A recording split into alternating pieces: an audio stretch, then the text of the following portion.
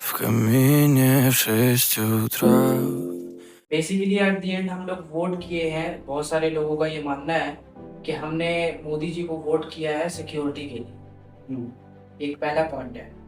फिर दूसरे पॉइंट पे आते हैं कि वो हमने मोदी जी को सपोर्ट किया कि वो हिंदुओं को सपोर्ट करे। जैसे कि लोगों ने मंदिर के नाम पे वोट दिया है, सिक्योरिटी के नाम पे वोट दिया है, जो कि गवर्नमेंट वो काम कर रही है। मैंने जगह जगह पे वो मंदिर बना रही है, जैसे राम मंदिर का निर्माण किया है उन्होंने। तो ये बहुत सारे हिंदुओं को खुशी मिली है कि चल वो हमारे लिए काम कर रहे हैं। लेकिन इस सिक्योरिटी का क्या, जिसके लिए हमने गवर्नमेंट को वोट दिया है, तो ये सिक्योरिटी फेलियर क्या हमारे गवर्नमेंट की नाकामी नहीं है? हम लोग को सबसे पहले ये चीज़ देखना पड़ेगा कि हम लोग गवर्नमेंट चुनते क्यों। हम लोग क्यों एक ऐसे इंसान को गद्दी पे बिठाते हैं, क्यों एक ऐसे इंसान को वोट देके जिताते हैं और गद्दी पे बिठाते हैं। बहुत सारे लोग इसका जवाब नहीं दे पाएंगे, नहीं बोल रहे। इलेक्शन पार्टी पॉलिटिक्स इसलिए किया जाता है, वोट इसलिए दिया जाता है, गद्दी पे एक इंसान को इसलिए बिठाया जाता है ये सोच के कि वो देश की जिम्मेदारी लेगा, देश की कमियों को मिटाएगा और देश को तरक्की की ओर लेके जाएगा, देश के बिहाफ में, जनता के बिहाफ में एक डिसीजन लेगा। ठीक है, उसको हम बोलते हैं सरकार। हम लोग एक पढ़े लिखे इंसान को चुनते हैं, सरकार बनाते हैं और उससे हम लोग डिमांड करते हैं बहुत सारी चीज़ों की जो कमियां जनता को दिखती है कि ये चीज़ कमी है, उसके लिए हम आवाज़ उठाते हैं। और जो डिसीजन मेकर है, जैसे पॉलिटिक्स में हो गया, जैसे अभी रिसेंटली मोदी जी हैं, तो उनका ये हक बनता है कि जनता के प्रॉब्लम्स का सॉल्यूशन निकाला जाए और देश के हित में वो काम किया जाए जो देश को तरक्की की ओर ले जाए। इसलिए हम लोग पॉलिटिक्स चुनते हैं। तो आज अगर देश के अंदर घुस के कोई मार के जा रहा है तो जिम्मेदारी किसकी थी? ऑफ कोर्स वो सरकार की थी, सरकार की जिम्मेदारी होती, क्योंकि हमने चुना उसी चीज के लिए। तो आज अगर ये हमला होता है, ये अटैक होता है और ये सवाल आप जनता से कर रहे हो गवर्नमेंट को छोड़ के, बजाय आप ये सवाल करने के गवर्नमेंट से जिसको आपने वो अधिकार दिया कि देश के लिए सही डिसीजन ले, आप जाके एक लोकल इंसानों से ऐसे सवाल पूछ रहे हो कि पागलपन है और कुछ नहीं, नॉनसेंस है। और जो बंदा, मुझे हंसी आती है इस चीज पे, जो बंदा एक तो कैमरामैन है, जो रिपोर्टर है, जो सवाल ऐसा पूछ रहा है जनता से, और वो बेवकूफ जनता भी है जो सही से जवाब भी नहीं दे पा रही। क्या जो जवाब दे रहा है जो जनता है वो रिस्पॉन्सिबिलिटी क्या जनता की थी? आप मुझे एक बात बताइए, आज आपने कश्मीर को, वहां पे मुसलमानों की तादाद ज्यादा है तो मुसलमानों के साथ टारगेट कर दिया, नाम पूछ के मारा गया, मुसलमानों को छोड़ दिया गया, इसलिए आपने उसका टारगेट कर दिया, हालांकि मुसलमान भी मारा है उससे। ठीक है, मुसलमानों पे आपने टारगेट कर दिया। मैं आपसे एक सवाल पूछता हूँ, वही वाक्य अगर गुजरात में होता है या फिर किसी ऐसे स्टेट में होता है जहाँ पे हिंदुओं का बोलबाला है, हिंदुओं के लोग ज्यादा है, और वहाँ पे एक ऐसा आतंक होते हुए आपकी नजर आंखों के सामने दिखता है, ठीक है, तो क्या आप अपने जान का बाजी लगा के बचाने जाते हैं? हम लोग नॉर्मल नागरिक हैं, हम लोगों को लड़ाई नहीं सिखाएगी, हम लोग आर्मी नहीं, हम लोग पुलिस ऑफिसर नहीं है जो हम लोग जिगरा दिखा के जान की बाजी जाके लगा के आतंकवादियों से जाके लड़ेंगे।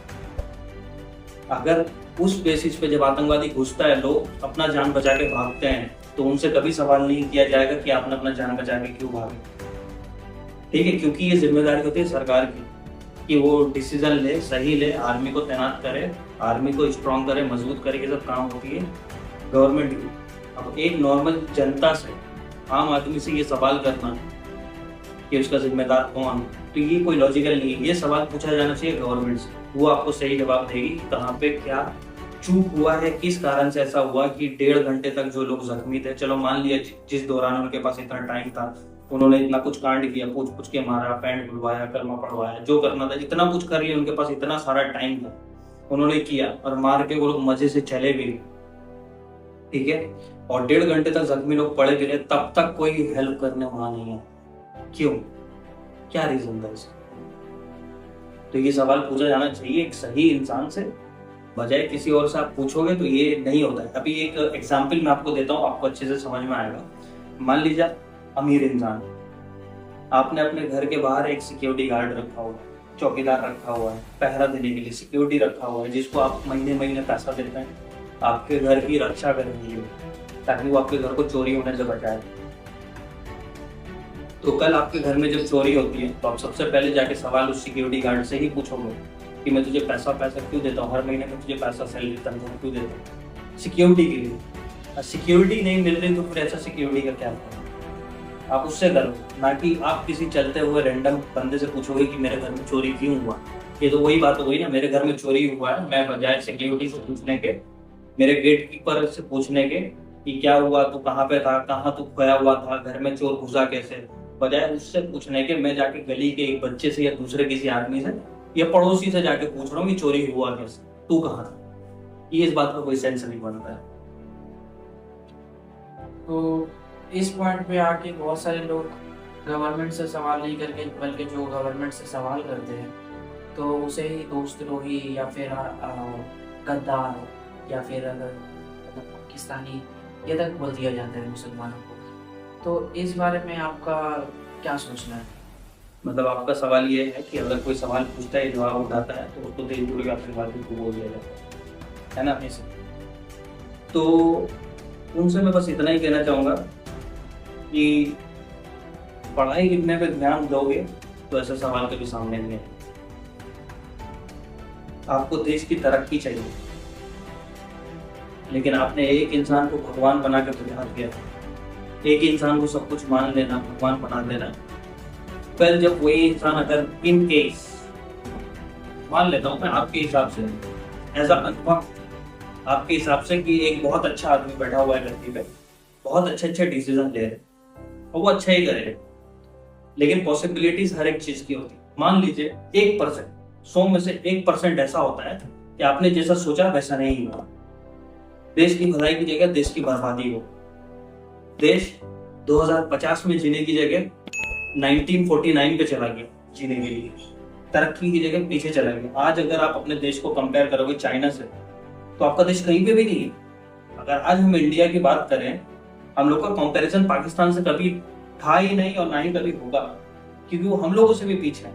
हम लोग का कंपैरिजन, हम लोग का टक्कर, हम लोग का कॉम्पिटिटर चाइना है। सेम पॉपुलेशन होल्ड करने के बावजूद वो आज इतना तरक्की पे। अगर आप चाइना में जाके देखोगे तो वो लोग 2050 में जी रहे हैं, टेक्नोलॉजी एडवांस में, और हम लोग क्या कर रहे हैं? हम लोग यही धर्म के मामले में आपस में लड़ते जा रहे हैं, देश की तरक्की को छोड़ दे रहे हैं। हम लोग अपनी सुविधाओं को छोड़ दे रहे हैं क्योंकि हम लोगों ने एक इंसान को वो बना लिया। मैं उनसे एक ही सवाल पूछना चाहूंगा कि आपने सोचा कि देश का भला होगा, तरक्की होगा, अगर 1% नहीं हुआ तो, उसके अगेंस्ट में चला गया तो क्या आप लोग गाड़ी वगैरह बेच के घोड़े में, बेल बग्गी में घूमना पसंद करोगे? और किसी को भी मुंह उठा के गद्दारी का टैग दे देना, ठीक है, पाकिस्तानी बोल देना या गद्दार बोल देना या देश छोड़ो बोल देना, ये पढ़े लिखे लोगों की पहचान नहीं होती।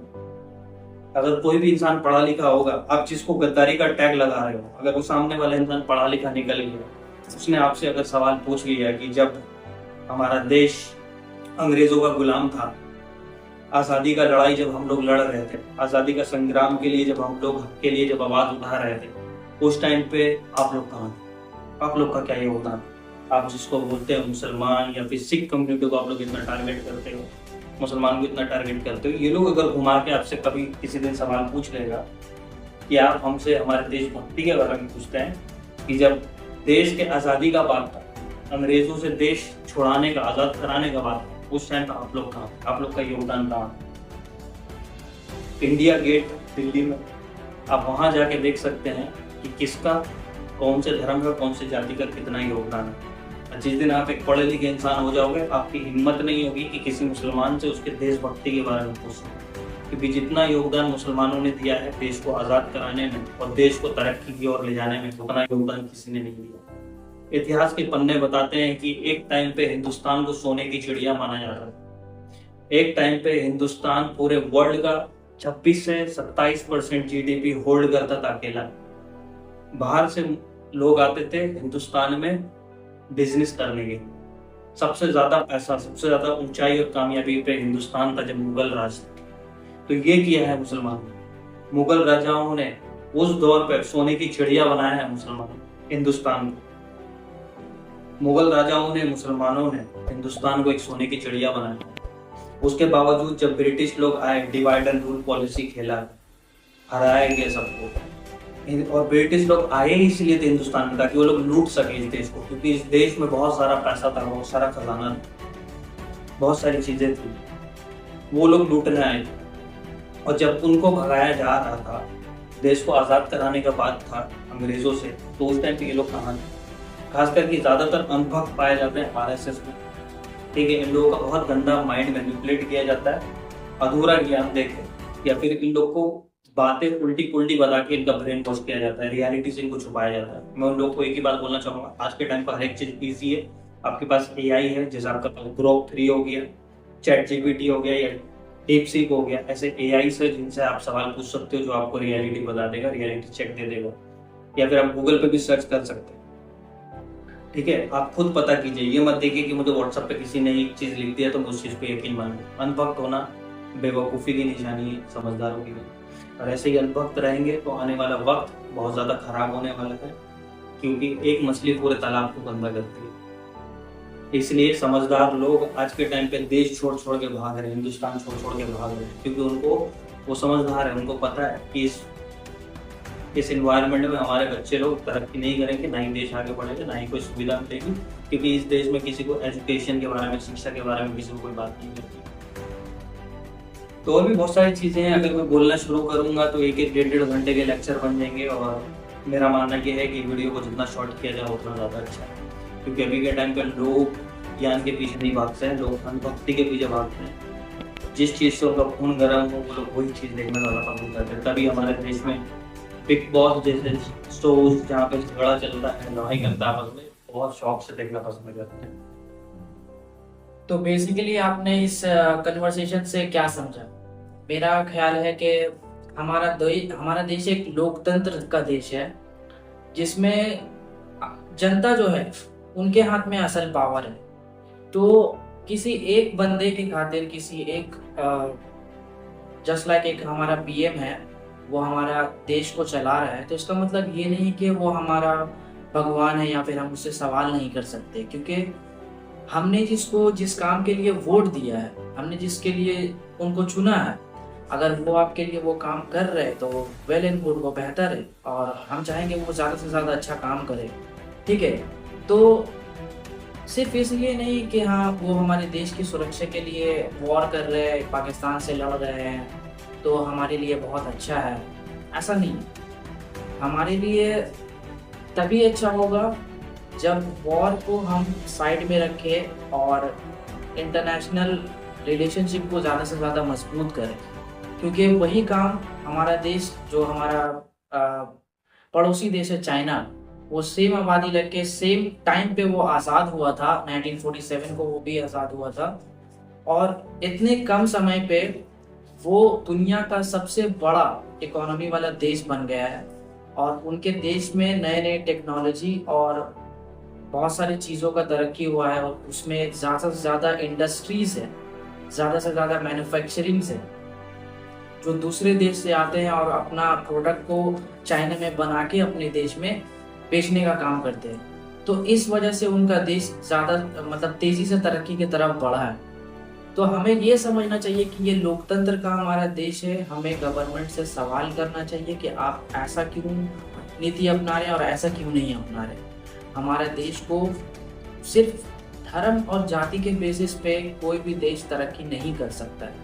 इनसे हट के अगर हमें देश को अपने आगे ले जाना है तो हमें अपने गवर्नमेंट से ये सवाल करना पड़ेगा कि हमने रोजगार के लिए क्या किया, आपने हमारे बच्चों की एजुकेशन के लिए क्या किया, आपने हमारे मतलब स्वास्थ्य के लिए क्या किया। हमारा आज भी हमारा स्कूल, जो गवर्नमेंट स्कूल है, उसकी हालत बद से बदतर हो गई है। हमारे गवर्नमेंट हॉस्पिटल की हालत बद से बदतर हो चुकी है। ठीक है, लेकिन इन सब चीज़ों से हम सवाल नहीं करते, इन सब चीज़ों के ऊपर हम सवाल नहीं करते। हम बस ये सोचते हैं कि हमारा मज़हब, हमारा धर्म ऊपर है, और हम सामने वाले जो हमारा जो धर्म के अगेंस्ट है उसको मार के ख़त्म कर दिया जाए। तो दूसरे देश को ख़त्म करने से हमारा देश कभी तरक्की नहीं हो सकता, बल्कि हमारा जो इकोनॉमी है वो और तेज़ी से घटेगा और हमारा देश और ज़्यादा गरीबी रेखा की तरफ बढ़ेगा। तो मैं अपनी बात को यही ख़त्म करके इस वीडियो को समाप्त करता हूँ। इस वीडियो को ख़त्म करने से पहले मैं 2-4 बातें, आपने जो बात बोली है तो उन पे मैं कुछ बात बोलना चाहता हूँ। और वो बात ये है कि अगर हमारी सरकार से मांग मंदिर की जा रही है और मंदिर बनाया जा रहा है तो ये बहुत अच्छा काम किया जा रहा है। एजुकेशन अगर नहीं दिया जा रहा है तो बहुत अच्छा काम किया जा रहा है, क्योंकि अगर इंसान के पास शिक्षा नहीं रहेगा तो वो शर्माएगा नहीं भीख मांगने।